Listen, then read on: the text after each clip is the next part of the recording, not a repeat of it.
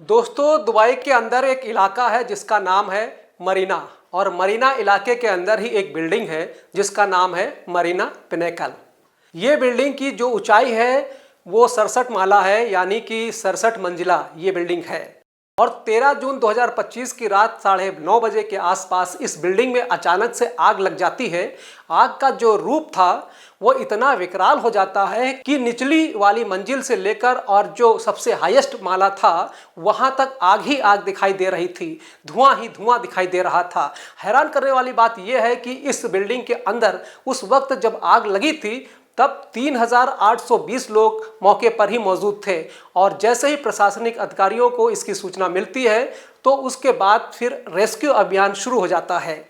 और रेस्क्यू अभियान कुछ इतनी तेजी से चलता है कि अगले 6 घंटे के अंदर अंदर जितने भी लोग इसमें मौजूद थे, यानी कि 3820, उनको सुरक्षित बाहर निकाल लिया जाता है।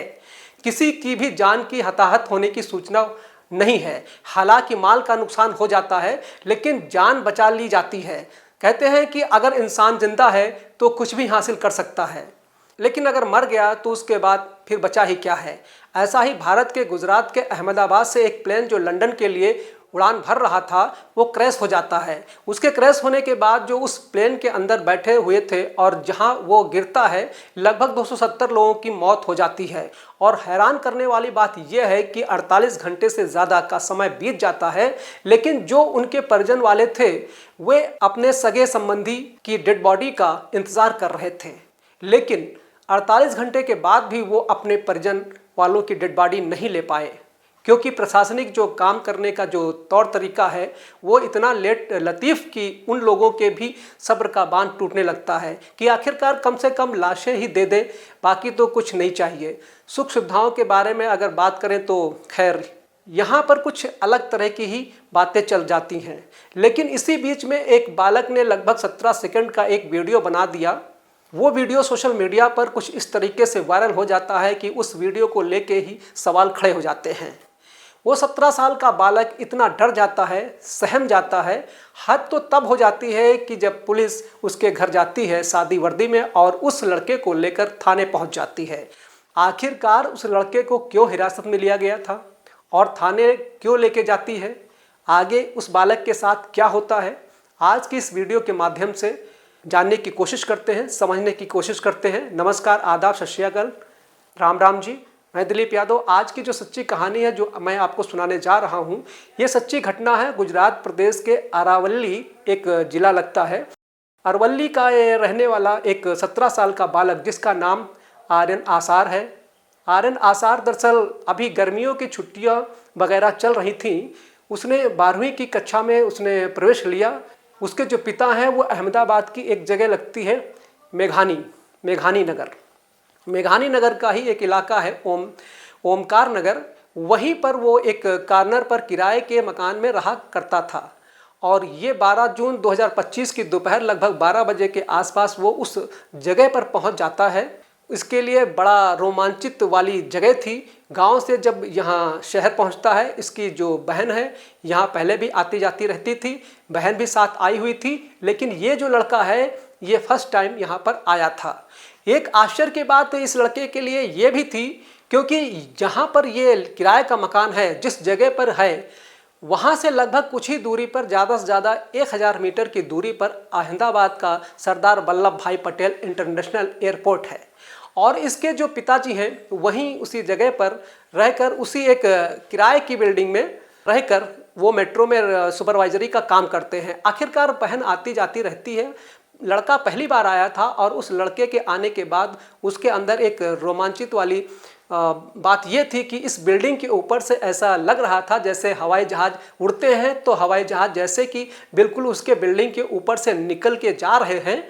तो आवाज़ सुनी तो उसने कहा कि मैं ऊपर जा रहा हूँ छत पे और मैं जाकर देखूंगा। जैसे ही वो देखने लगता है अचानक ही उसने अपना मोबाइल निकालता है और लगभग ये 1:39 के आसपास का समय रहा होगा।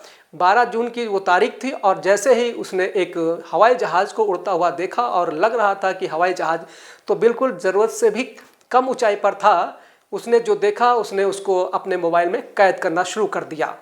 जैसे उसने कैद किया तो तो उसे लग रहा था कि इसकी स्थिति कुछ अजीब सी लग रही है। हालांकि उससे पहले उसने कभी हवाई जहाज़ नहीं देखा था। मोबाइल उसने इसलिए निकाला था कि इस वीडियो को बनाएंगे, वीडियो बनाने के बाद जब भी हम कभी अपने वापस गांव जाएंगे तो अपने दोस्तों को, गांव वालों को दिखाएंगे कि देखिए कि उसने हवाई जहाज़ को इतने करीब से देखा है। वो बड़ा रोमांचक उसके लिए था, लेकिन वो नहीं जानता था कि जो वो हो रहा है इसे पूरी दुनिया इस बात पर चर्चा करेगी। 17 सेकंड के उस वीडियो को लेकर हर जगह, हर मोबाइल में बातचीत होगी और मीडिया खासकर इस बारे में बातचीत, जानकारी जुटाने की कोशिश करेगी। यही नहीं, जो जांच एजेंसियां हैं इस वीडियो पर तमाम तरह की सवाल, तमाम तरह की बातें करना शुरू कर देंगी। बस इतना था, उस लड़के को कुछ नहीं पता था, वो घबराया हुआ था। उसने उस वीडियो को रिकॉर्ड कर ही रहा था। यहाँ से 1 किलोमीटर दूरी से तो उसकी तरफ हवाई जहाज़ आ रहा था और 1 किलोमीटर दूर दूसरी तरफ हवाई जहाज़ जा रहा था। उसने उस 17 सेकंड के वीडियो को जैसे ही रिकॉर्ड किया, रिकॉर्ड करते ही पता चलता है कि कुछ दूर जाकर एक बिल्डिंग होती है, उस बिल्डिंग से वो हवाई जहाज़ जाकर टकरा जाता है। दरअसल इस बिल्डिंग की ये जगह लगती है IGP कंपाउंड, जो सिविल हॉस्टल की बिल्डिंग होती है, वहाँ से कुछ इतना ज़ोर से टकराता है कि बड़ा एक आग का गोला निकलता है। आग के गोले निकलने के बाद फिर बड़ा सा धुआं का गुब्बार सा बहने लगता है। 17 सेकंड के बाद उसने कई और वीडियो भी बनाए थे, लेकिन ये इतना डर जाता है कि सहम जाता है, समझ नहीं आ रहा था कि आखिरकार क्या है। तत्काल प्रभाव से उसने उस वीडियो को सबसे पहले अपनी बहन को दिखाया। बहन से कहा कि देखो, मैंने ये इस तरीके की हवाई जहाज़ की एक रिकॉर्डिंग कर रहा था, अपने गांव में दिखाने के लिए दिखाने वाला था, लेकिन अचानक से इसमें क्या हो गया है। बहन ने वीडियो देखा, बहन भी एकदम घबरा जाती है, डर जाती है। वाकई डरने वाली बात भी थी। इसके बाद फिर सबसे जो तीसरे नंबर पे जो सूचना दी जाती है वो दी जाती है उसके पिताजी को, अपने पिताजी को, जो कि उस मेट्रो में सुपरवाइज़र का काम करते हैं, उनके मोबाइल में दी जाती है। तो उन्होंने उस वीडियो को और दूसरे लोगों को शेयर कर दिया कि देखो कि इस तरीके से जो हादसा हुआ है अभी कुछ देर पहले, और मेरे बेटे ने ये वीडियो रिकॉर्ड कर लिया है।